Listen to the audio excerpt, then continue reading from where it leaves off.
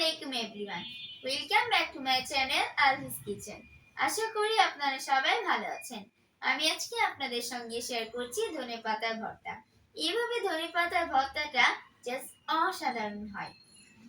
এই ধনেপাতার ভর্তা গরম ভাত, রুটি, পরোটা, জালি খোলা পিঠা, চিতই পিঠা সাথে খেতে অসাধারণ লাগে।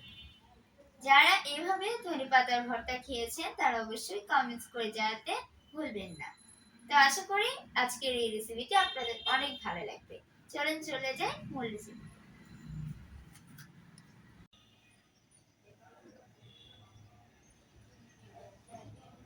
ধনেপাতার ভর্তা বানানোর জন্য প্যানে সরিষার তেল গরম করে নিয়েছি। এখন দিয়ে দিচ্ছি 2টা রসুনের কোয়া।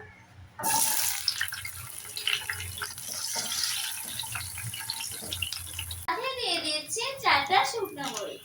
এগুলোকে রসুনটা সেদ্ধ হওয়া পর্যন্ত ভেজে নিই। 5টা কাঁচা মরিচের আগাটা আমি কেটে দিয়েছি। কাঁচা মরিচের আগাটা না কাটলে কাঁচা মরিচগুলো তেলে দিলে ছিটে উঠবে। 2টা পেঁয়াজ একটু মোটা করে কেটে দিয়ে দিচ্ছি। এই পেঁয়াজগুলোকে আমি ভাজবো না, সিদ্ধ করে নিব। চুলার আঁচ এই মুহূর্তে লোতে থাকবে। 250 গ্রাম ধনেপাতা নিয়ে নিয়েছি। এখন দিয়ে দিচ্ছি। ধনেপাতাটাকে সিদ্ধ করে নিব।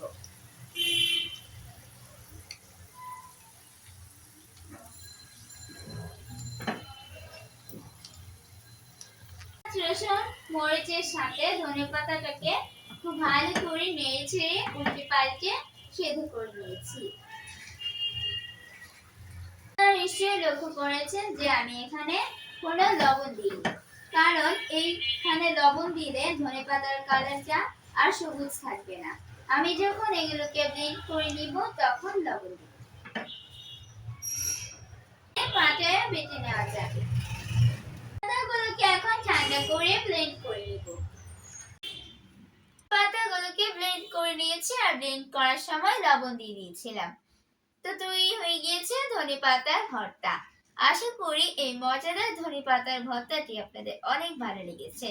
যাদের ভালো লেগেছে তারা অবশ্যই লাইক, কমেন্টস ও শেয়ার করতে ভুলবেন না। সেই সাথে আমার চ্যানেলটি সাবস্ক্রাইব করার অনুরোধ জানিয়ে আজকের মতো এখানেই বিদায় নিচ্ছি। সবাই ভালো থাকবেন। আল্লাহ হাফেজ।